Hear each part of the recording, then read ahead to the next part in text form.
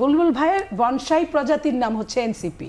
তা বুলবুল ভাই যা বলবে এনসিপি তাই বলবে। আপনি তো শপথ নিয়েছেন ওই আপনার রাষ্ট্রপ্রধানের কাছে, যিনি রাষ্ট্রপতি। হ্যাঁ, তাহলে আপনি তাকে আবার আপনি এখানে উৎখাত করতে চাইবেন, এটা তো এখন হবে না। কারণ আপনি বিচার মানবেন, আবারও বলছি তাল গাছটাও নিবেন, দুইটা তো হতে পারে না। এই নতুন সংবিধান বলার মাধ্যমে এনসিপি কখনো এটা বলতে চায় নাই ৭১কে তারা কোনোভাবে মানে ডিমেইন করছে, খাটো করছে, অস্বীকার করছে, এটা বলার সুযোগ নেই। বিএনপির যেমন মত আছে, আমরা দেখেছি যখন নতুন সংবিধানের কথা বলেছিল তারা জোরালোভাবে ৭২ সংবিধানের পক্ষে মতামত দিয়েছে। আপনার মনে থাকার কথা, এই কন্টিনিউশন আপনাকে কতগুলো স্বৈরাচার উপহার দিয়েছে। মালয়েশিয়ায় 20তম সংবিধান এখন চলছে, গণপরিষদ হয়েছে, এবং অসংখ্য দেশ আপনার প্রয়োজনে সংবিধান পরিবর্তন করেছে। মানে যে সংবিধান ৭২-এর সংবিধান হচ্ছে বাংলাদেশের জন্য কোরআন শরীফ। আপনার প্রয়োজনে আপনি বাংলাদেশে আর কোনোদিন সংবিধান পরিবর্তন করবেন না। বর্তমান অন্তর্বর্তীকালীন সরকার যদি গণভোট করতে না পারে, সেই সরকার জাতীয় নির্বাচন কিভাবে করার স্বপ্ন দেখে? কিন্তু আমরা দেখছি যে বিএনপি গণভোটকে ভয় করছে। আগামী জাতীয় সংসদ নির্বাচনের রোডম্যাপের একটি খসড়া প্রস্তুতি করেছে নির্বাচন কমিশন, যা কমিশনের অনুমোদনের পর এই সপ্তাহেই প্রকাশ করা সম্ভব বলে আজ জানিয়েছেন নির্বাচন কমিশনের সচিব। এর বাইরে অন্তর্বর্তী সরকারের উপদেষ্টারাও আগামী ফেব্রুয়ারিতে নির্বাচন অনুষ্ঠিত করার কথা বারবার বলেছেন। সবকিছু ঠিকঠাক চললেও নির্বাচনের আগেই জুলাই সনদের আইনি ভিত্তির শর্ত দিয়েছে জামায়াত ও এনসিপি। একই সাথে গণপরিষদ নির্বাচনের মাধ্যমে নতুন সংবিধানের দাবি তুলেছে জুলাই গণঅভ্যুত্থানের সামনের সারিতে থাকা নেতৃত্ব দেওয়া ছাত্রদের সংগঠন এনসিপির নেতারা। সব মিলিয়ে কোন দিকে আগামী জাতীয় সংসদ নির্বাচন? দর্শক, আজকের এখন প্রকাশে আমরা এই প্রশ্নের উত্তর খুঁজব। আমরা আলোচনার নাম দিয়েছি দাবির ফিরিস্তি। আর এ নিয়ে আলোচনা করতে আমাদের সাথে আছেন বাংলাদেশ জাতীয়তাবাদী দল বিএনপির স্বনির্ভর বিষয়ক সহ সম্পাদক সাবেক এমপি নীলুফার চৌধুরী মনি, আছেন বাংলাদেশ জামায়াতে ইসলামের ঢাকা মহানগরী দক্ষিণের আমির নুরুল ইসলাম বুলবুল, এবং আছেন জাতীয় নাগরিক পার্টি এনসিপির যুগ্ম সদস্য সচিব তাহসিন রিয়াজ। আপনাদের সবাইকে স্বাগত। দর্শক, আর পুরো আয়োজনে আপনাদের সঙ্গে থাকবো আমি মাহমুদ রাকিব। আমরা একটু বুলবুল ভাই আপনার মাধ্যমে শুরু করতে চাই। আমরা যে আজকে বিষয়টি ঠিক করেছি দাবির ফিরিস্তি, হঠাৎ করে মনে হলো জামাতেরও অনেক দাবি বেড়ে গেল যখন নির্বাচনের দিকেই পুরো দেশ আমরা দেখছি রাষ্ট্র নির্বাচনের জন্য প্রস্তুতি নিচ্ছে, আইন শৃঙ্খলা বাহিনী প্রস্তুতি অনেকটাই সেরেছে, বিএনপিও নির্বাচনের ট্র্যাকেই উঠে গিয়েছে। তখন আপনারা সংস্কার এবং পিআর পদ্ধতি মানতে বাধ্য করা হবে ভোটের আগে, এমন দাবি গতকাল করেছেন একটি জাতীয় সেমিনারে এই নির্বাচন ব্যবস্থা নিয়ে। এটি কি নতুন করে যুক্ত হলো এই ঐকমত্য কমিশনের বৈঠকের পর? না, আমার মনে হয় যে জামাত ইসলামী শুরু থেকেই জাতীয় নির্বাচনের জন্য আমরা পিআর পদ্ধতির ব্যাপারে গুরুত্ব দিয়ে আসছি। আমরা বিভিন্ন সময়ে বিভিন্ন আলোচনায়, সেমিনারে, সমাবেশে আমরা বক্তব্য দিয়ে আসছি। দ্বিতীয় কথা হচ্ছে যে আপনারা জানেন যে ৭ দফা দাবি আদায়ের লক্ষ্যে আমরা যে ঐতিহাসিক সোহরাওয়ার্দী উদ্যানে যে আমরা জাতীয় সমাবেশ করেছি, যেখানে লক্ষ লক্ষ মানুষের ঢল এসে হয়েছিল, সেদিন রাজধানী অবরুদ্ধ হয়ে গিয়েছিল। আমরা সেই সমাবেশেও আমাদের ৭ দফা দাবি নিয়ে প্রচারণা ১ মাস চালিয়েছি। আবার সেখানেও আমাদের ৭ দফা দাবির মধ্যে অন্যতম দাবি ছিল যে পিআর পদ্ধতির মাধ্যমে ইলেকশন হতে হবে, আমাদেরকে অবশ্যই ইলেকশনের আগে বিচার হতে হবে দৃশ্যমান পর্যায়ে। আমরা খুবই গুরুত্বের সাথে এবং জোর দিয়ে দাবি জানিয়ে আসছি যে অবশ্যই নির্বাচনের আগে সংস্কার হতে হবে। স্বাভাবিকভাবে আমরা উভয় কক্ষেই পিআরের জন্য আমরা দাবি জানিয়ে আসছি শুরু থেকেই।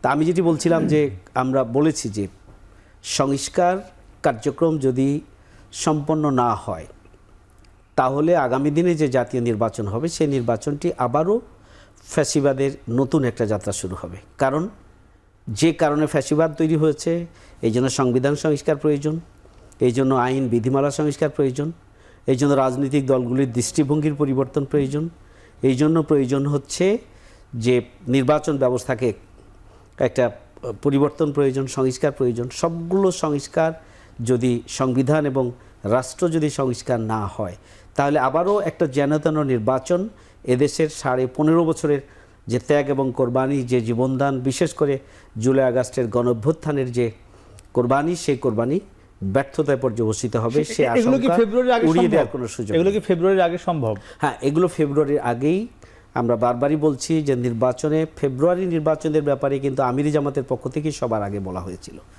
যে জুনের আগে সরকারের যে নির্বাচনের গাইডলাইন, যে নির্বাচনের পথপরিক্রমা, সেক্ষেত্রে আমিরি জামাত বলেছিলেন যে জুনের মাঝামাঝি, এপ্রিলের মাঝামাঝি অথবা ফেব্রুয়ারির মাঝামাঝি ইলেকশন করা যায়। ফেব্রুয়ারির রোজার মাঝামাঝি আগে election- বলেছিলেন, রোজার আগে রোজার হতে আগে পারে। জি, জি। ফেব্রুয়ারির মাঝামাঝি ইলেকশন করা যায়, সেই ব্যাপারে আমিরি জামাতের পক্ষ থেকে সবার আগেই বলা হয়েছিল। সুতরাং নির্বাচনের তারিখ নিয়ে আমাদের কোনো বক্তব্য নেই। আমাদের বক্তব্য হচ্ছে যে তার আগে সরকার যদি আন্তরিক হন তাহলে এটি সম্ভব জি, যে জি, আমরা বিচারকে আপনার- দৃশ্যমান পর্যায়ে নিয়ে যাওয়া, তার আগে সম্ভব যে সংস্কার করে নির্বাচনের জন্য আমরা একটা আপনার উপযুক্ত বক্তব্য পরিবেশ স্পষ্ট। আমরা তৈরি আপনার করা। কাছে আসবো, আপনি একটু আমরা এনসিপির কথা একটু শুনে আসবো, এরপরে আমি আপনার বক্তব্যটা শুনবো, উত্তরটা শুনবো। তাহসিন, আপনারা ওই অনেকটা জামাত যে দাবিগুলো করেছে এর সঙ্গে আছেন, এর মধ্যে হঠাৎ করে নতুন করে জানি কেন আপনাদের একটি সাধারণ সভা ছিল সম্প্রতি গণমাধ্যমে আমরা দেখেছি, সেই সভা থেকে এসে আপনাদের দলের সদস্য সচিব স্লোগান দিল, আমার মনে আছে সংবিধান নিয়ে, যে নতুন বাংলাদেশ, তারা নতুন সংবিধান চায়। এই দাবিটি অনেকটা হঠাৎ করেই মনে হয়েছে, মানে মাঝখানে বেশ কিছুদিন ছিল না। স্লোগানটি যেমন ছিল যে বাংলাদেশের সমাধান, নতুন সংবিধান, এবার চাই নির্বাচন, গণপরিষদ নির্বাচন, এবার চাই জনগণ, এমন স্লোগান দিচ্ছিলেন তিনি আপনাদের নেতাদের নিয়ে। এটি কি হঠাৎ করে আবার সামনে আসলো এই দাবিগুলো? মাঝখানে কিছুদিন শুনিনি কিন্তু এই দাবিগুলো। আমি ধন্যবাদ জানাচ্ছি, আমার সাথে দুজন বিজ্ঞ আলোচক আছেন এবং যারা আমাকে দেখছেন। দেখুন, মানে প্রথমত মানে আপনার কাছে এটা কেন নতুন মনে হচ্ছে, এটা আমি নতুন ঠিক না, মানে মাঝখানে অনেকদিন ছিল না, মাঝখানে ছিল না, ব্যাপারটা এরকম না। যেহেতু আমরা দেখেছি যে মাঝখানে সংস্কার কমিশনে একটা চলমান আলোচনা, আমরা বারবার দেখেছি সকল দলের পার্টিসিপেশন, আমরা দেখেছি ডিবেট। তো এই জিনিসগুলো যেহেতু মানে চলমান প্রক্রিয়ার মধ্যে ছিল, তো এই জায়গাটাতে হয়তো আপনার কাছে কিছুটা মনে হয়েছে যে এখানে ডিটাচমেন্ট আছে। বাট আমরা কিন্তু একদম প্রথম থেকেই, আপনি হয়তো জানবেন, প্রথম থেকেই কিন্তু আমাদের অবস্থানটা খুবই পরিষ্কার। আমরা এটা বারবার বলেছি যে নতুন বাংলাদেশ, এখন অনেকে এইভাবে করে এটাকে ফ্রেম করতে পারে যে 24 ভার্সেস 71। আমরা কিন্তু এই জায়গাটাতে খুব পরিষ্কার একটা মানে স্ট্যান্ড কিন্তু এনসিপির আছে। এনসিপি কখনোই মানে এই নতুন সংবিধান বলার মাধ্যমে এনসিপি কখনো এটা বলতে চায় নাই বা এটা বোঝাতে চায় না যে তারা কোনো ক্রমে কোনো ওয়েতে 71কে তারা কোনোভাবে মানে ডিমেইন করছে, খাটো করছে, অস্বীকার করছে। এটা বলার সুযোগ নেই, কারণ যেখান থেকে আপনার এই স্বাধীন বাংলাদেশের সূচনা, সেটাকে তো আপনি অস্বীকার করবেন না, বরং সেটাকে স্বীকার করলে খুব স্বাভাবিকভাবে, মানে আমরা যদি বলি আপনি তো খারিজির দিকে এগোলেন, সেটা করছে না। সমস্যাটা কোথায়? সমস্যাটা হচ্ছে মানে আপনার কাছে নতুন কেন সাউন্ড মনে হচ্ছে এই জায়গাটাতে, আসলে আমাদের কাছে মনে হচ্ছে এটা নতুন কোনো দাবি না। এখন আপনার প্রশ্ন হতে পারে এই পয়েন্টে যে এই দাবিটা কেন উত্থাপিত হচ্ছে। দেখুন, মানে বা হঠাৎ করে কেন এত জোরালো কণ্ঠে আসছে। দেখেন, এটা তো খুবই স্বাভাবিক না। মানে আমি যখন সাধারণ সভা করি বা আমাদের দল যখন সাধারণ সভা করে, কেন করে? সে তার রাজনৈতিক বিশ্লেষণটা, রাজনীতির পটভূমিটা তো সে অ্যানালাইসিস করে। এটা তো অস্বাভাবিক কিছু না। সাধারণ সভার পর নতুন এজেন্ডা আসবে বা একটা এজেন্ডাকে আমি বোল্ডলি ধারণ করব কি করব না, সে সিদ্ধান্ত সাধারণ সভা থেকেই আসবে। কাজেই আমাদের কাছে যেটি মনে হয়েছে যে যেই 24-এর গণবিপ্লব, গণ অভ্যুত্থান যেটি সংগঠিত হয়েছে, আমাদের কাছে বারবার মনে হয়েছে যে এটি যদি আমরা সত্যিকার অর্থেই এটির যে চিন্তা, এই চিন্তাটাকে সত্যিকার অর্থে যদি আমরা সমাজে প্রতিষ্ঠিত করতে চাই, একেবারে সাধারণ মানুষ যারা একেবারে অকাতরে প্রাণ দিয়েছে, যাদের কোনো দল ছিল না, মত ছিল না, পরিচয় ছিল না, যেই সাধারণ ছাত্রছাত্রীরা, একদম স্কুল কলেজের বাচ্চা ছেলেমেয়েরা, যাদের কোনো আইডিওলজিক্যাল ব্যাকগ্রাউন্ড ছিল না, তারা জামাতের ব্যাকগ্রাউন্ড থেকে আসে নাই, তারা বিএনপির ব্যাকগ্রাউন্ড থেকে, খুবই সাধারণ মানুষ। এখন এটা বলার মাধ্যমে এটা বলছি না জামাত ছিল না, বিএনপি ছিল না, they were there definitely, but সাধারণ মানুষের কন্ট্রিবিউশন তো ছিল। জামাত বিএনপি তো 5 আগস্টের আগেও ছিল, সাধারণ মানুষ তো ছিল না। এবার দেখেন সাধারণ মানুষ কিভাবে কন্ট্রিবিউট। কাজে আমাদের কাছে মনে হয়েছে যে আপনি যদি এটাকে সিকিউর করতে চান, সত্যিকার অর্থেই সাধারণ মানুষের মতামতকে যদি আপনি প্রাধান্যতা দিতে চান, আপনার নতুন সংবিধান লাগবে। এখন আপনি এটাকে ভার্সেস করে লাভ নেই, 71 ভার্সেস 24, 72-এর সংবিধান ভার্সেস বলেছে যে রাজনৈতিক সরকার এসে জুলাই সনদ বাস্তবায়ন করবে। জি, এটা কিন্তু ঐক্যমত্য কমিশন বলেছে, রাজনৈতিক দলগুলোর সঙ্গে যে সভা চলছে, দেখেন সেখানে সমস্যা কি? সেটা নতুন সরকার এসে করবে। ঐক্যমত্য কমিশনের মতন করে মতামত দিয়েছে। রাজনৈতিক দল তার দলের দৃষ্টিভঙ্গি, আমাদের বাংলাদেশের চলমান ঘটনা প্রবাহ, বাংলাদেশের ইতিহাস এবং বাংলাদেশের ভবিষ্যতের যে অ্যাজাম্পশন, সেটাকে সামনে রেখে তো রাজনৈতিক দল সিদ্ধান্ত নেবে। ঐক্যমত্য কমিশন কোনো সিদ্ধান্ত দিলেই সেই সিদ্ধান্ত আমরা মেনে নিতে হবে, এটাকে আমরা বিউটি অফ ডেমোক্রেসি দেখি না।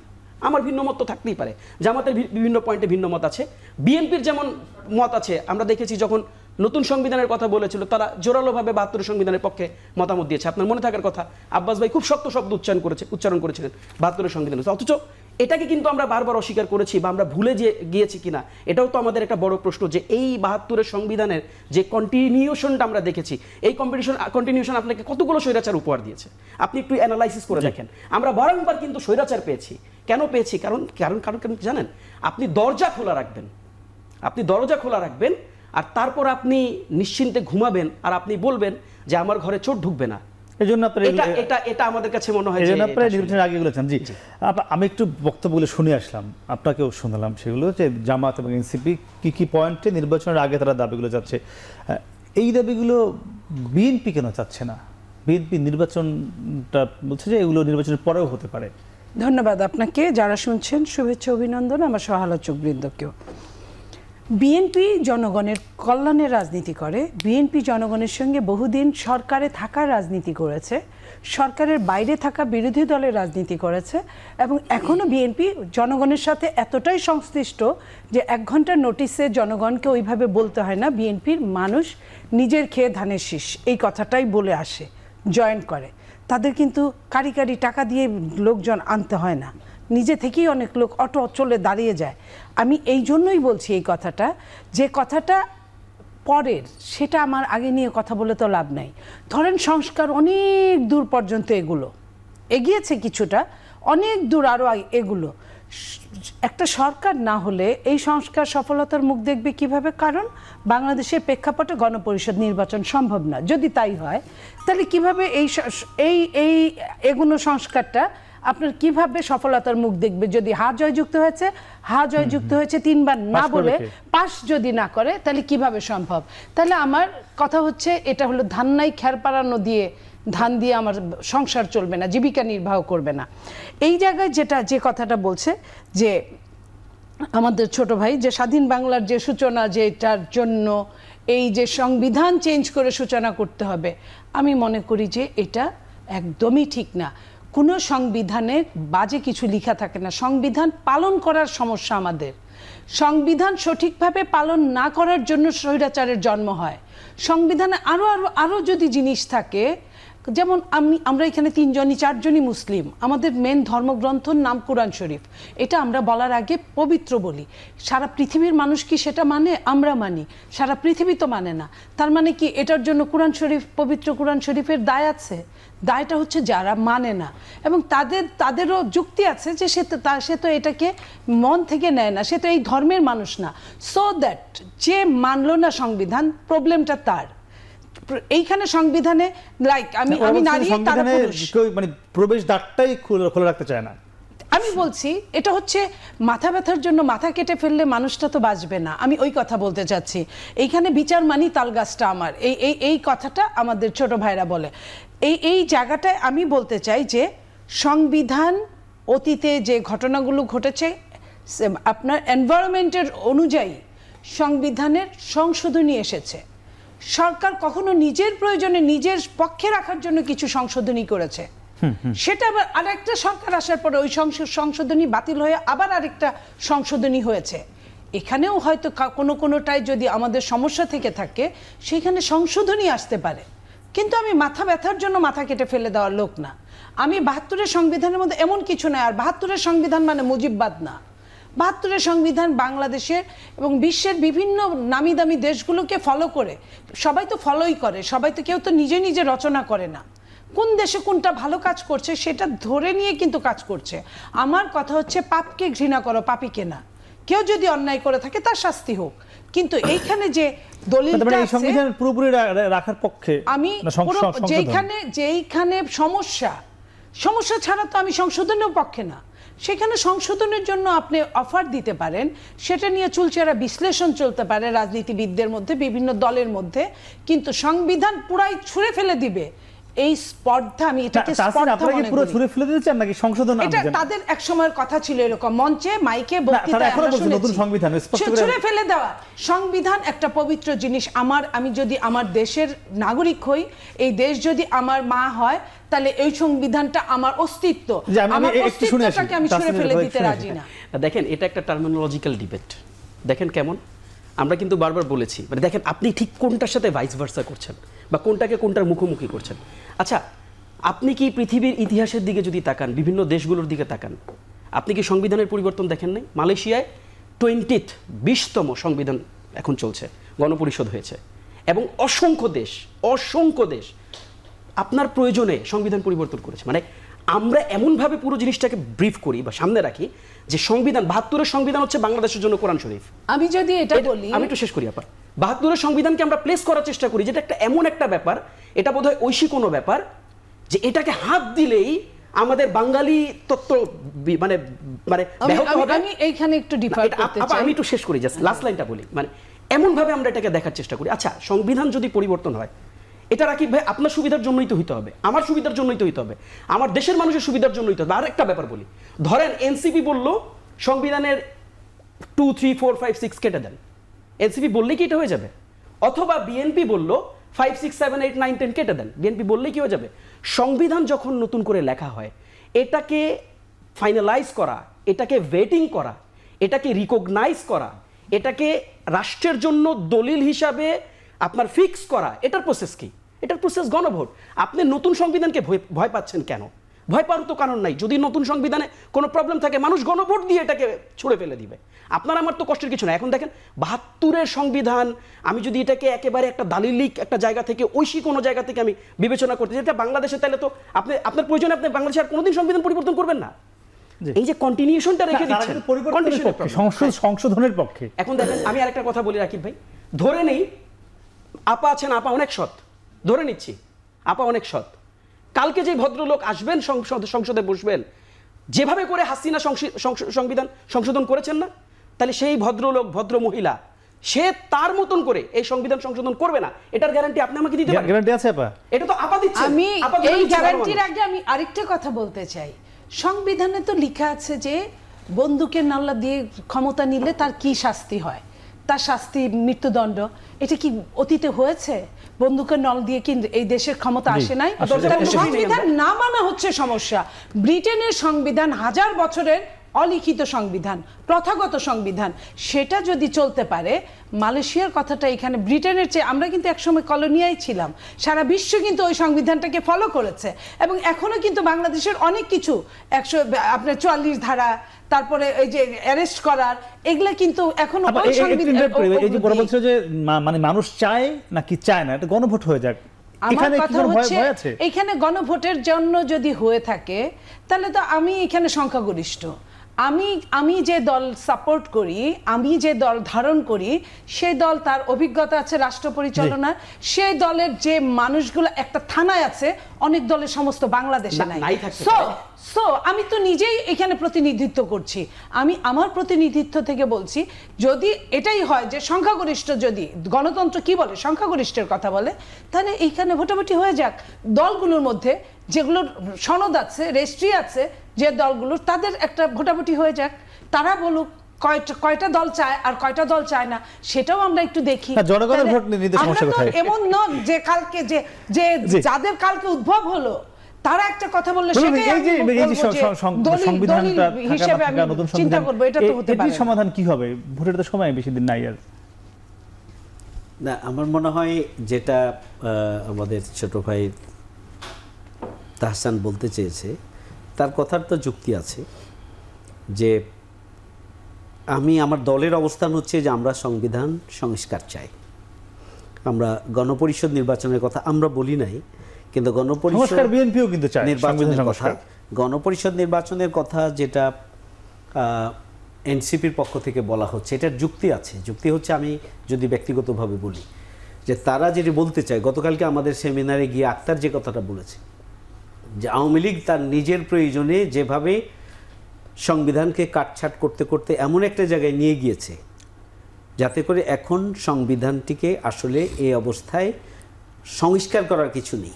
এটাকে পরিবর্তন করতে হবে এবং বর্তমান অবস্থার প্রেক্ষিতে জন আকাঙ্ক্ষা পূরণের জন্য জি তার কথার থিম হচ্ছে এটা, যেটা গণপরিষদ নির্বাচন দিতে হবে এবং এর মাধ্যমে নতুন করে সংবিধান করতে হবে। এটা তাদের বক্তব্য। আমি মনে করি যে ব্যক্তিগতভাবে তাদের বক্তব্যের যৌক্তিকতা আছে।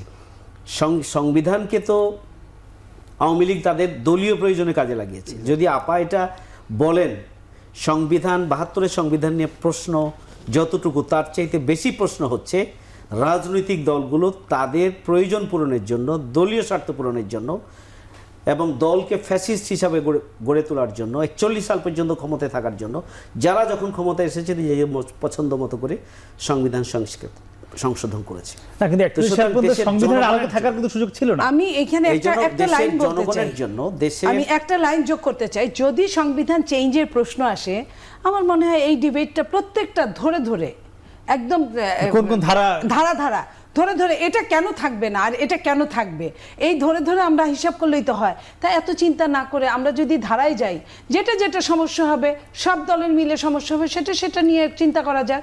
তাহলে আগেই আমি কেন প্রথমেই বলবো যে না, এটা আওয়ামী লীগ টাচ করেছে, আমার এটা টাচ করা যাবে না। আওয়ামী লীগ তাহলে যে চেয়ারে বসেছে সেই চেয়ারে বসতেছে, তাই না? তা ওই চেয়ারটার কি ব্যাপারে কিন্তু কেউ কিছু বলে না। সংবিধানটা বলে কিসের জন্য? এখানে অনেকগুলো কাহিনী আছে। এখানে স্বাধীনতা, প্রথম স্বাধীনতা, দ্বিতীয় স্বাধীনতা যারা বলে তারাই ওই ফ্রান্সের মতো ওই হিসাবটা করতে চায়।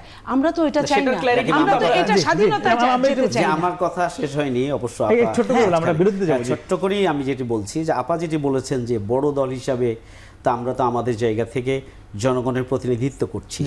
যদি জনগণের প্রতিনিধিত্ব বিএনপি করে থাকেন তাহলে তো জনগণের সমর্থন পক্ষে আছে কি না আছে সেই জন্য একটা গণভোট হয়ে যেতে পারে। সেটা কি ভয় পাওয়ার তো কোনো কারণ নেই, কিন্তু আমরা দেখছি যে বিএনপি গণভোটকে ভয় করছে। এইটা সঠিক না। ২ নাম্বার হচ্ছে যে ১৫ বছরে ১৫.৫ বছরে বাংলাদেশে কোনো নির্বাচন হয়নি। 35 ইয়ার্স ওল্ড যারা ৩৫ বছর বয়স, তারা এই ১৫ বছরে ২০ বছরে তারা ভোট দেয়নি। সুতরাং আগামী দিনে জাতীয় নির্বাচন অনুষ্ঠিত হলে আসলে নির্ধারিত হবে যে কোন দল বড়, কোন দল ছোট, কার পক্ষে কতটা সমর্থন আছে বা নাই। থার্ড হচ্ছে যে এনসিপি নতুন দল, আমি তাদের পক্ষে এই জন্য বলছি না, তবে তাদেরকে আমাদের সম্মান করা উচিত। ছোট্ট দল হলো, তাদের নেতৃত্বেই নতুন বাংলাদেশ আমরা পেয়েছি। আমি যেটি জানতে চাচ্ছিলাম যে আমরা প্রথম স্বাধীনতা বা দ্বিতীয় স্বাধীনতা নিয়ে কথা বলছিলাম। সম্প্রতি আমরা দেখেছি কিছু কথা এসছে, সেখানে একটি ভোট ঠিক না, আসন ভাগাভাগি চলছে, এমন কিছু সংবাদও এসছে। যদিও আপনারা প্রতিবাদ লিপিও দিয়েছেন, আমরা সেটা নিয়ে দেখেছি। কিন্তু আসলে কি ভিতরে ভিতরে এই যে ৩টি দল আপনারা বসে আছেন, বিএনপি, জামাত, এনসিপি, কোনো কি ভিতরে ভিতরে ভাগাভাগি হচ্ছে? আবারও কি জনগণ সেই মানে জনগণকে বোকা বানাবেন কিনা আপনারা ভাগাভাগির মধ্য দিয়ে? জি, আপনাকে ধন্যবাদ। আমার মনে হয় যে এটা তো কোন সাধারণ একটা ইকুয়েশন হিসাব করলে বোঝা যায় যে আগামী দিনের নির্বাচনে বিএনপি এবং জামাতের মধ্যে আসন ভাগাভাগির মতো কোনো আলোচনা হয় নাই। এটা তো পরিষ্কার। কারণ হচ্ছে এখন আগামী দিন নির্বাচনে জামাত ইসলামী সারা দেশে ৩০০টি আসনের জন্য প্রার্থী ইতিমধ্যে নির্ধারণ করেছে। বিএনপি নিজের অবস্থান থেকেই তারা তাদের প্রস্তুতি গ্রহণ করছে। এটা কোন কারণে পত্রিকা এই ধরনের একটা নিউজ করলো সেই বিষয়ে জামাত ইসলামীর পক্ষ থেকে আমরা প্রতিবাদ দিয়েছি। আমাদের সাথে আসন নিয়ে কোনো আলোচনা বিএনপির সাথে আমাদের নেই। আমরা দীর্ঘদিন একসাথে ছিলাম, আমরা সবাই ঐক্যবদ্ধভাবেই দেশ গড়তে চাই। আমাদের সাথে পারস্পরিক রিলেশন, যেটি পলিটিক্যাল কালচারালি যেটি আমাদের সম্পর্ক হওয়া উচিত, সেটি আমাদের সাথে আছে।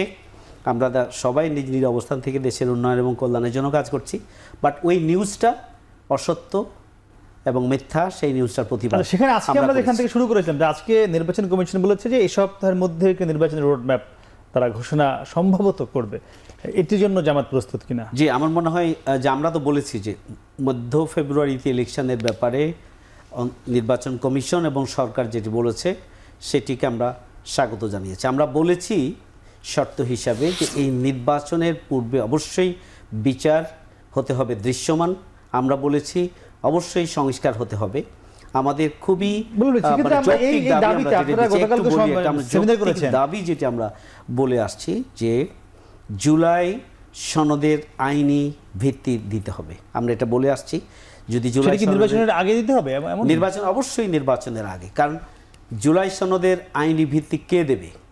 এই সরকার যে মানে উইল অফ দি পিপল, জনগণের যে অভিব্যক্তির প্রেক্ষিতে এই সরকার বর্তমানে ক্ষমতায় আছে, এই সরকারকেই জুলাই সনদের আইনি ভিত্তি দিতে হবে। আইনি ভিত্তি দেওয়ার জন্য 3টা গুরুত্বপূর্ণ পন্থা রয়েছে। তার মধ্যে একটা পন্থা হচ্ছে যে প্রেসিডেন্সিয়াল, যেটা অর্থাৎ যেটা রাষ্ট্রপ্রধানের পক্ষ থেকে প্রক্লেমেশন, যেটা প্রেসিডেন্সিয়াল প্রক্লেমেশন।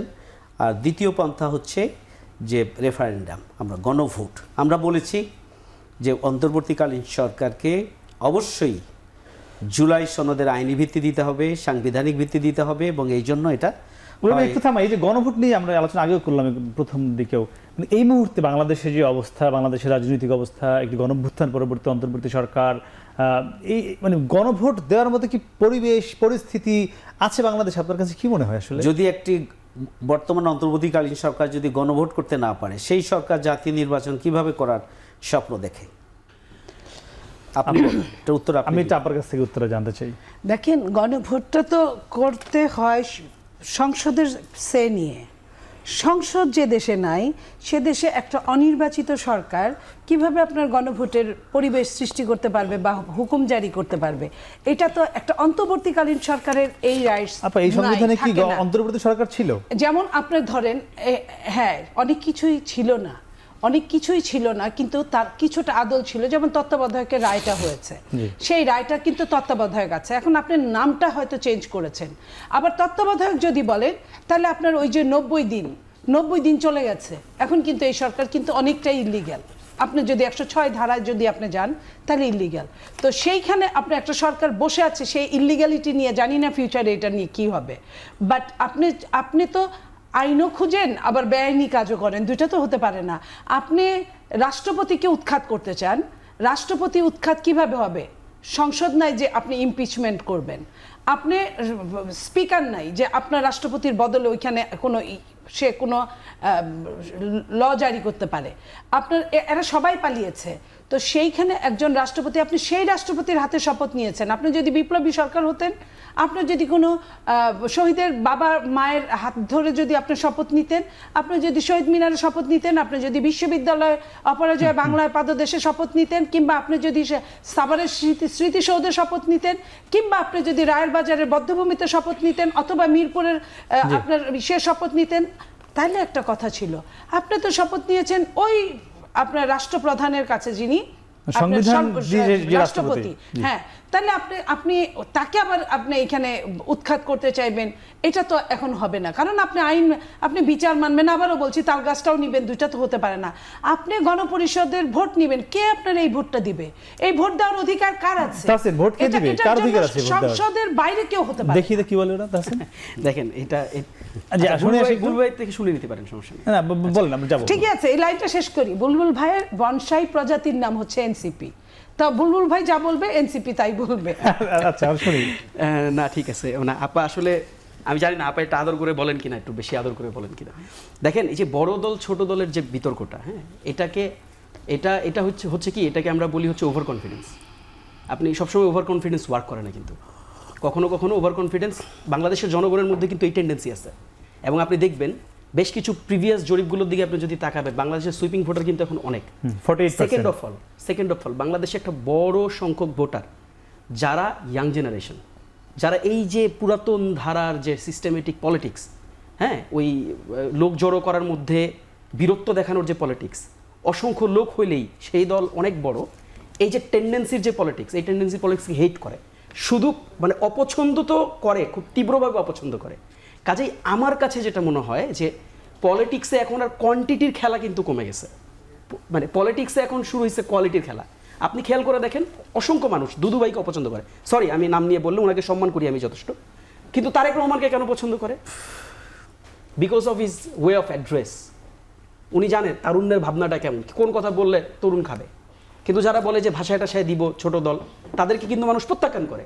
আবার এদেরকে থামাইতে গিয়ে তারেক রহমানকে চিঠি লিখতে হয় যে এই ধরনের কথা বইল না, কারণ তারেক রহমান বুঝতেছে যে এই ধরনের কথার মাধ্যমে তাদের ভোট কমতেছে। কাজেই মানে আমার সহ আলোচক আমি যথেষ্ট শ্রদ্ধা করি, তিনি যদি এই কথাগুলো তারা যদি বলেন, আমরা তো খুব ছোট, আমরা ছোটই নিজেদেরকে বলতে স্বাচ্ছন্দ্য করি, আমরা বড় বলতে স্বাচ্ছন্দ্য করি না। কারণ আমাদের কাছে মনে হয় যে আমরা যেহেতু রাজনীতি করতে নামছি, আমরা যত নত হব আমরা তত উন্নত হব, এটা আমাদের বিশ্বাস। জি, আমাদেরকে মানুষ বলবে বড়, আমরা নিজেরা নিজেদেরকে বড় সব জায়গায় মতো দেখি না, কিন্তু সব জায়গায় মতো দেখি না। সেটা আপনি দেখেন না পলিটিক্যাল স্পেসের বক্তব্য, সেটার কন্ট্রাডিকশন, সেটার কাউন্টার, সেটার একটা ডিফারেন্ট ফিলোসফি আছে, সেটা হয়তো ভিন্ন কারণে আপনি দেখেন না। তবে আমাদের ফিলোসফিটা হচ্ছে এটা। কাজেই দেখেন, আমাদের একটা ছোট্ট পরামর্শ থাকবে ছোট জায়গা থেকে, নিজেকে বড় বলেন না, জনগণ ভোট দিবে, জনগণ কি স্পেস দেন, জনগণ আপনাদেরকে ভোট দিয়ে বলুক আপনারা বড়। এটা একটা প্রথম কথা। সেকেন্ড কথা, দেখেন কারা ভোট দিবে আপনি জিজ্ঞেস করছেন। দেখেন এই এত জটিলতার কিছু নাই, এত জটিলতার আসলেই কিছু নাই। আপনি গণভোট মানে এত প্রক্রিয়ার মধ্যে কেন ফেলতেছেন? আপনি একটা নতুন সংবিধান তৈরি করে আপনি মানে যে নতুন সরকার আসবে তা তুলে দিতেই পারেন। এই যে প্রক্রিয়ার মধ্যে যখন আপনি ফেলবেন, এটা জটিল হবে।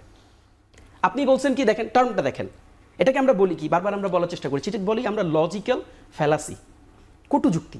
দেখেন খেয়াল করে, এই সরকার এতদিন ছিল ইন্টারিম গভর্নমেন্ট, অন্তর্বর্তীকালীন সরকার। এই সরকারের আইনি ভিত্তি আছে, ডেফিনেটলি আছে। তারা কোর্ট থেকে রেফারেন্স নিয়েই তো তারা এখানে আছে। এখন এই সরকারটা পিপলস লয়ের রিপ্রেজেন্টেটিভ, এই সরকারটা গণঅভ্যুত্থানের পরবর্তী সরকার। আমি এখন পর্যন্ত এমন কিছু বলিনি যেটা আপনি, আমি বা আমরা এখানে যারা আছি আমরা অবিশ্বাস করি, সবাই এটা বিশ্বাস করি। কিন্তু আমরা মাঝে মাঝে বলতে গিয়ে এই সরকারকে অনির্বাচিত সরকার বলি। কেন বলি জানেন? কারণ এই সরকারকে অনির্বাচিত বললে যে সুবিধাগুলো পাওয়া যায়, এই সরকারকে অন্তর্বর্তীকালীন সরকার বললে বা গণঅভ্যুত্থানের সরকার বললে সেই সুবিধাটুকু পাওয়া যায় না। আপনি যখন, শেষ করি রাকিব ভাই, আপনি যখন এই সরকারকে বলবেন যে এই সরকার জনগণের অভিপ্রায়ের সরকার, তখন এই সরকারের দায়িত্ব অনেক বেড়ে যায়। এই সরকারকে যখন আপনি বলবেন তত্ত্বাবধায়ক সরকার, এই সরকারের দায়িত্ব অনেক কমে যায়। এই সরকারের দায়িত্ব তখন কি থাকে? আপনার জন্য 3 মাসে একটা ভোট আয়োজন করবে, ওই ভোটে ফাটাফাটি হবে, ঘুন্ডা নিয়ে 20টা মানুষ যাবে, ভোট দখল করবে, ভোট শেষ হয়ে যাবে। এই সরকারের দায়িত্বটা এটা না আমাদেরকে বুঝতে হবে। আবু সাইদরা রক্ত ঝরায়া এই সরকারকে এই দায়িত্বটা দেয় নাই। আবু সাইদরা রক্ত ঝরায়া ইভেনচুয়ালি আপা একটা জায়গায় বলতেছিল না যে আমরা যদি ভোট হয়, আপার বিশ্বাস যে আপারাই এই ভোটে জিতবেন সংবিধান গণভোট নিয়ে। আমি চ্যালেঞ্জ করে বলি, আজকে যদি ভোট হয়, বিএনপির মানুষরাই এই সংবিধান সংশোধন না, এই সংবিধান বাতিল করে নতুন সংবিধানের পক্ষে ভোট দিবে। কারণ বিএনপির আপামর জনতা, রুট লেভেলের একেবারে কুড়িগ্রামের, একেবারে বরিশালের যে জনগণ, তারা সাফার করছে এই সংবিধান দিয়ে। তারা 16 বছর এই সংবিধান দিয়ে মাইর খাইছে, তারা 16 বছর এই সংবিধান দিয়ে জেলে গেছে, তারা 16 বছর এই সংবিধান দিয়ে আয়না ঘরে গেছে। কারণ তারা জানে যে এই সংবিধানের লিমিটেশন। একটু জিজ্ঞেস করি, মাইর খাইছে, জেলে তো আপনারাও গেছে? হ্যাঁ গেছি, নেতারাও তো গেছে। আমরা তো বলতেছি হ্যাঁ নেতারা গেছে, সমস্যা নাই তো। দেখেন এখন তাইলে আপনাকে বুঝতে হবে যে নেতারা কেন তাহলে শর্টকাট খুঁজতেছে। নেতারা শর্টকাট খুঁজতেছে, নেতাদের এখন অভিপ্রায়ের জায়গাটা আপনি দেখেন। আমি আরেকটা আপনাকে এই প্রশ্নের বিপরীতে আরেকটা প্রশ্ন করি। রুহুল কবির রিজভী ভাই ইমিডিয়েটলি গণঅভ্যুত্থানের জাস্ট পরদিন কি বলছিল? আমার মনে নেই, আপনার মনে থাকা উচিত। তিনি বলছিলেন এই সোনামণিরা, এই ছোট ভাইরা আমাদেরকে জেল থেকে মুক্তি করছে, কান্না করে করে বলতেছিল। এই প্রত্যেকেই বলেছে, এই রুহুল কবির রিজভী বিএনপি জামাতের সবাই বলেছে। এই রুহুল কবির রিজভী এখন কি বলতেছে বুঝতে হবে আপনাকে। কারণ কি জানেন? কারণ হচ্ছে টাইম যত যাচ্ছে আমরা তো দেখতেছি যে সামনে ক্ষমতা আর ক্ষমতা, কাজেই সেটা আপনাকে সংকীর্ণতার মধ্যে নিয়ে যাচ্ছে। আমরা বিশ্বাস করতে চাই, লাস্ট কথাটা বলি, আমরা বিশ্বাস করতে চাই বিএনপির টপ অর্ডার এভাবে করে এত সংকীর্ণতার মধ্যে দিয়ে নিজেদেরকে নিয়ে যাবে না। যেই সংকীর্ণতা তাদেরকে এমন একটা রাস্তায় নিয়ে যাবে, যে রাস্তার কোনো অনেকক্ষণ বলেছি। একটু আপনাকে থামে, আমি একটু বলুন ভাই, আপনি গণভোট নিয়ে কি বলতে চেয়েছিলেন? হ্যাঁ, আমি বলছি যে গণভোট যদি অন্তর্বর্তীকালীন সরকার গণভোট করতে না পারেন, এটার জন্য কয়দিন সময় লাগবে? এটা না পারার তো কোনো কারণ নেই। গণভোট যা আমরা এই সংস্কার ছোট একটা আয়োজন, গণভোট কি কোনো ছোট আয়োজন করবে? এটা আয়োজন করা এই সরকারের জন্য কোনো কঠিন ব্যাপার নয় যদি আন্তরিক হয়। আরেকটি কথা হচ্ছে যে জুলাই গণঅভ্যুত্থানকে একটা আইনি ভিত্তি আরেকটি সরকারের হাতে দেওয়ার প্রশ্নই আসে না। কারণ জনগণের অভিপ্রায় যেই হোক, আমরা হোক অথবা অন্য কেউ, কারো হাতে দেওয়া উচিত না। কারণ হচ্ছে এটা হচ্ছে জনগণের অভিপ্রায়ের সরকার, তাদেরই দায়িত্ব হচ্ছে তারা এই জুলাই সনদ, যেটা সংস্কারের, রাষ্ট্র এবং সংবিধানের সংস্কার, পরিপূর্ণরূপে সেখানে তুলে ধরা হবে। সকল রাজনৈতিক দল এখানে ঐক্যমত পোষণ করবেন এবং এটার আইনি ভিত্তির জন্য গণভোট দেবেন, অথবা প্রক্লেমেশন অফ প্রেসিডেন্সিয়াল প্রক্লেমেশনের মাধ্যমে এটা নিশ্চিত করবেন। এবং এইটি যদি না করা হয়, প্রবলেম কোথায়? আজকে ঘোষণাপত্রে গভর্নমেন্ট বলেছেন, এটা কোন কারণে ওনারা বললেন আমি জানি না, নিজের পায়ে কোড়াল মেরেছেন ওনারা, যে আগামী দিনে যে নির্বাচিত সরকার আসবে, আমরা বলছি জুলাই সনদকে আইনগত ভিত্তি দিতে হবে এবং সেই সনদের ভিত্তিতে আগামী নির্বাচন হতে হবে। এখন আগামী নির্বাচনের জন্য কোনো সংস্কার কার্যক্রম হবে না, যে আপনি বলেছেন কার্যকর জি, হবে না, আইনি এবং ভিত্তির আগামী মাধ্যমে হবে। নির্বাচন হবে, সেই নির্বাচনটা কি সুষ্ঠু হবে, গ্রহণযোগ্য হবে, সেই নির্বাচনটা কি ক্রেডিবল হবে, সেই নির্বাচনটা যে গ্রহণযোগ্য হবে তার নিশ্চয়তা কে দিবে? এক। দুই না, সেই নম্বর সরকার তো কোনো দলীয় সরকার না, অন্তর্বর্তী সরকার। অন্তর্বর্তীকালীন সরকার, এই সরকার তো বিএনপির না নিশ্চয়ই। আইন শৃঙ্খলা বাহিনী আগামী দিনে একটি নির্বাচন করার জন্য কতটা লেভেল প্লেইং ফিল্ড নিশ্চিত করতে পারছে তার কোনো তাহলে নিশ্চয়তা আছে গণভোট কি? কিভাবে করবে যদি সুতরাং এই যাতে না করতে পারে? গ্যারান্টিগুলো যদি বুলবুল ভাই?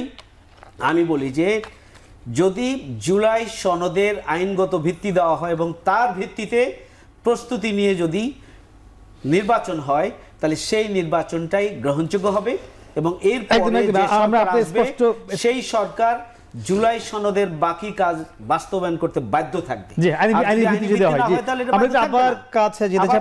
আমরা শুনছিলাম গণভোট নিয়ে 54 বছরে যেভাবে 54 বছরের জনগণের অংশ হিসাবে যেভাবে আমরা বারবার ঠকেছি, আগামী দিনে কোনো জনতনভাবে নির্বাচিত কোনো সরকারের হাতে, শুধু জামাত এনসিপি না বিএনপি ধরতে চায় না।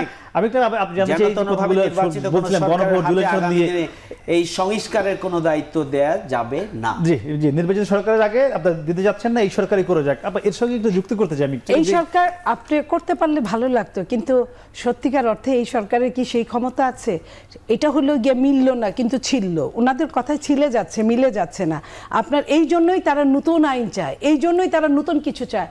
এই সরকারের কতটুকু যাওয়ার যোগ্যতা আছে আর কতটুকু যোগ্যতা নাই, এইটুকুই যদি তারা যদি এই সারমর্মটুকুর মধ্যে যদি তারা একমত না হতে পারে, যেমন ধরেন 55টা নিবন্ধিত দল, তার মধ্যে 18টা নিবন্ধিত দল পিআর পদ্ধতি চায় বা এই যে গণভোট চায়, আর বাকি 37টা দল আপনার এগুলো কিছুই চায় না। তো আপনি যদি গণতন্ত্রের কথা বলেন, তাহলে আপনি কার কথাটা ধরবেন? আমি আপনার বাকিগুলো শুনবো, আমার ছোট্ট একটি বিরতি নিয়ে লাগবে। দর্শক, আপনি আমাদের সঙ্গে থাকবেন, আমরা ফিরছি একটু পরেই, একটু বিরতি নিচ্ছি আপনার কাছে। আপনি জুলাই সনদ নিয়ে বলছিলেন, গণভোট নিয়েও বলছিলেন, তার সঙ্গে একটা ছোট্ট প্রশ্ন আমি একটু জুড়ে দিতে চাই। এনসিপি নেতারা সম্প্রতি বলেছে যে আসন দিয়ে এনসিপি নেতাদের কেনা সম্ভব নয়, আমরা বিক্রি হতে আসিনি। এনসিপি যারা নেতা তাদেরকে কারা কিনতে চায়? শোনেন, কেউই কিনতে চায় না, যার যার প্রয়োজনেই শেষে দৌড়ায়। এনসিপি যে এত তারা কিন্তু ওইটুকু অ্যাডাল্ট না হলে একটা দল গঠন করার সাহস বা স্পর্ধা তাদের থাকতো না। আমি এখানে তাদের পক্ষে কথা বলছি। তারা নিজের বুঝ ঠিকই বুঝে, যখন তারা অন্যের দ্বারা পরিচিত হয় কি হয়তো কিছুক্ষণের জন্য ভুল করে, নইলে বুঝ না বুঝলে এত বড় বড় লোকরা গালি দেয় কেমনে? স্ল্যাং ভাষায় বলেন আর শুদ্ধ ভাষায় বলেন, দুই ভাষাতেই তারা চরমভাবে পারদর্শী। তো তারা তাদের নিজের আখের গুছাইতে পারে, এটা তো ভালো মতোই জানেন। আখের যে গুছাইতে পারে, হাঁসের মাংস আর ওয়েস্টিনরে তারা একাকার করে দিছে। নীলা আর ওয়েস্টিন যখন একাকার হয়ে যায় বাংলাদেশে, মাঝখানে আর কিছু থাকে? আপনার তৃতীয় সারির একটা দোকান আর প্রথম সারির দোকান সব মিলে সমান করে দিছে তারা। তো এই জায়গা থেকে আমি বলতে চাই যে তারা তাদের হিসাবে পাকা, পটু, এবং সেই জন্য তারা কিন্তু সব দিকেই দৌড়াচ্ছে। আমি আর এর চেয়ে বেশি কিছু বলতে চাই না।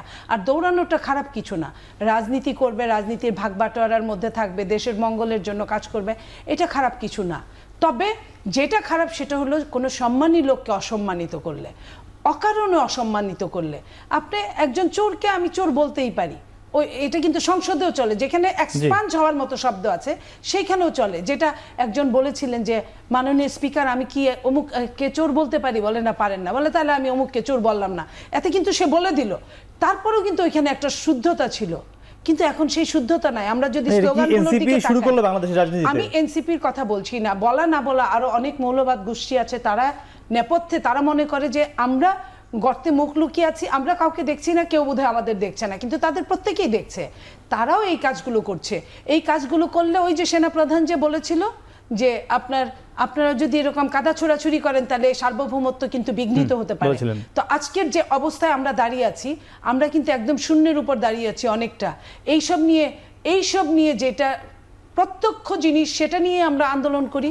আমরা কারাগারি করি, পরোক্ষ জিনিসগুলি নিয়ে আমরা না ঘাটাঘাটি করি। সেই জায়গায় বিএনপি স্যাক্রিফাইস করছে, বিএনপি অবশ্যই স্যাক্রিফাইস করছে। বিএনপি প্রথম থেকেই বলছে এগুলো কোনো ঘটনার আগে, সংস্কারের আগে, বিচারের আগে, বিচার তো হয়নি এখন পর্যন্ত। বিএনপি 31 দফা দিয়েছে, 31 দফায় কি সেটা অনেক আছে? আগে, কিন্তু এখন সেইখানে কি আছে? ওটার মধ্যেই বিএনপি এখন পর্যন্ত আছে। ওখানে আছে জাতীয় সরকার গঠন করা। আজকে যদি জামাত মনে করে যে বিএনপির সাথে তারা থাকবে জাতীয় সরকারের গঠনে, বিএনপি তার কথা রাখবে। এনসিপিও যদি মনে করে এই সংকট কাটবে, কি মনে হয় এই সংকট কাটবে আপনার কি মনে হয়? যদি তারা আন্তরিক হয়, আন্তরিক হলে সংকট বিএনপির হতে হবে না, তারা হলেই হবে। বিএনপি সব সময়ের জন্য আন্তরিক, কারণ বিএনপি মনে করে যে একটা নির্বাচিত সরকার ছাড়া একটা দেশ যত বড় অর্থনৈতিকভাবে উন্নত হলেও ওই দেশটা দেশট্রয় হয়ে যেতে পারে, অস্থিতিশীল হতে পারে, এবং এখন অস্থিতিশীলতার মধ্যে ব্যস্ত আছে। আপা বলছিলেন, দেখেন রাজনীতির মাঠে এই ধরনের অনেক কথা থাকবে, এটাই অস্বাভাবিক কিছু না, এবং রাজনীতির মাঠটাই তো এরকম। Politics is a game of assumption. আপনি অ্যাজাম্পশন করবেন, অ্যাজাম্পশন নিয়ে আপনি নিউজ করবেন, এই নিউজ অসংখ্য মানুষ দেখবে, সেখানে অসংখ্য মানুষ কমেন্ট দিবে, কেউ আমাকে গালি দিবে, কেউ আমার প্রশংসা করবে। কিন্তু আপনি খেয়াল করে দেখেন, তার আগে আপনি যেটাকে সোর্স ধরে নিউজ করেছেন সেটা কিন্তু ওই যে আমরা জানতে পেরেছি, শুনতে পেরেছি, বাজারে প্রচলিত আছে, শোনা যাচ্ছে, অমুক বলেছেন, নাম না প্রকাশে ইচ্ছুক এরকম লোকজন। তো দেখেন এইগুলো মানে আমাদের কাছে মনে হয় যে একটু কমপ্লিটলি ভেইগ থিংস, এগুলোর মানে ভ্যালিডিটি নাই এবং এগুলোর বাস্তবতা। ছোট প্রশ্ন করতে এই যে আপনারা যে মানে খুব কথাবার্তা বলছেন যে অমুকে গিয়ে অমুক জায়গায় সেজদা দিয়ে আসছে, কিংবা এই আসন দেওয়ার জন্য কথা বলছি, অমুকে এত আসন দিতে চান, এগুলো কি আসলে কেউ চায় না? আপনাদের দাম বাড়াচ্ছেন রাজনীতির মাঠে আগামী ভোটকে কেন্দ্র করে। আমরা কেন দাম বাড়াবো? দেখেন একটা দর কষাকষি। আমাদের দেখেন, আমাদের দাম বাড়ানোর তো কিছু নাই, মানে যারা দামি তাদের দাম বাড়ানোর তো নতুন করে কিছু নাই। আপনার কাছে কেন মনে হচ্ছে আপনার দাম বাড়াইতে হবে? দেখেন আমি একটা কথা আপনাকে বলি, রাজনীতির মেরুকরণ হয়ে গেছে, মানে ইট হ্যাজ ডান, মানে ইটস নট গোয়িং অন। আপনাকে এটা বুঝতে হবে। আপনি পারফর্ম করবেন কি, আপনাকে দেখে মানুষ এটা এখন বুঝে আপনাকে ট্রিট করবে। ইট হ্যাজ ডান কি নির্বাচনের বিষয়? না না না, নট দ্যাট পাওয়ার এক্সারসাইজের কথা বলতেছি না ভাই, সেটা বলতেছি না। আমি বলেছি মেরুকরণ হয়ে গিয়েছে রাজনীতির যে ধারার পরিবর্তন আমরা বলেছিলাম। মানুষ এখন সিলেকশন প্রসেসে, মানুষ তার ফেসবুকে 2014 সালে সে কি পোস্ট দিছে সেটা দেখেন, আপনি দেখেন না? কাজেই এখন আর আগের দুনিয়ায় আমরা নাই। আপনি যা খাওয়াবেন তাই খাবে, যা বলবেন তাই শুনবে, মানুষ বুঝতে শিখছে। কাজেই দেন দরবারের কিছু নাই। মানুষ 24-এর গণঅভ্যুত্থান দেখছে না, মানুষ এত বছরের আন্দোলন মানুষ দেখছে না, কাজেই সেখান থেকে মানুষকে বিবেচনার জন্য ছেড়ে দেয়। একদম একদম। বলুন আপনাকে 30 সেকেন্ডে শেষ করবো। মানে এই যে আমরা যে আপনার কাছে জানতে চেয়েছিলাম যেটি, মানে এই সংকট এই যে রেশারেশি চলতেই থাকবে নির্বাচনের আগ পর্যন্ত, একটি জায়গায় যাবে সব দলগুলো, কি মনে হয়? আমার মনে হয় যে জনগণের কল্যাণ যদি বিবেচনা করি, গণ আকাঙ্ক্ষাকে যদি আমরা সামনে রাখতে চাই, তাহলে বিএনপির উচিত হচ্ছে যে অবশ্যই এখানে নির্বাচনের আগে সংস্কার, নির্বাচনের আগে জুলাই সনদের আইনগত ভিত্তি দেয়া, এবং জুলাই সনদের আগে বিচারের ব্যবস্থা যদি করা না হয়, তাহলে যে নির্বাচন হবে, আমরা বারবার বলে আসছি, সেই নির্বাচন বাংলাদেশের কোনো পরিবর্তন আনতে পারবে না। আমরা বিগত 15.5 বছরে যেভাবে আমরা ক্ষতিগ্রস্ত হয়েছি, জনগণ বিপর্যস্ত হয়েছে, আবারও জনগণ সেভাবেই নিপীড়িত হবে, নির্যাতিত হবে যদি এই বিষয়গুলোকে পূরণ না করে যদি আবার নির্বাচন হয়। আমি মনে করি দেশের কল্যাণ বিবেচনা করা প্রত্যেকটি রাজনৈতিক দল দেশের জন্য করছে। আমি আশাবাদী যে জনগণের মৌলিক দাবিকে সামনে রেখে আগামী দিনে সব দলগুলোকেই একসাথে আসতে হবে। আমরা একমত, শুধু বিএনপি নয়, জামাত, এনসিপি তারাও এই দাবিগুলো নিশ্চয়ই বিবেচনায় নিয়ে আগামী নির্বাচনের আগে একটি ঐক্যমত জায়গায় পৌঁছবে, সেই প্রত্যাশা আমরা করছি। আপনাদের তিনজন অসংখ্য ধন্যবাদ। কথা বলছিলাম তিনজন অতিথির সঙ্গে, এবং এই মুহূর্তে দেশের প্রধান 3 রাজনৈতিক দলের সঙ্গে। তারা কিন্তু সবাই একটি বিষয় বলছিলেন, যদি একটি জায়গায় আসা না যায়, একটি প্ল্যাটফর্মে আসা না যায় আগামী নির্বাচনের আগে, তাহলে কিন্তু সেনাপ্রধানের সেই কথাটি দেশের সার্বভৌমত্ব হুমকির মুখে পড়বে। সেটি না পড়ুক, সে প্রত্যাশা আমরা আজকের মতো শেষ করছি। শুভরাত্রি।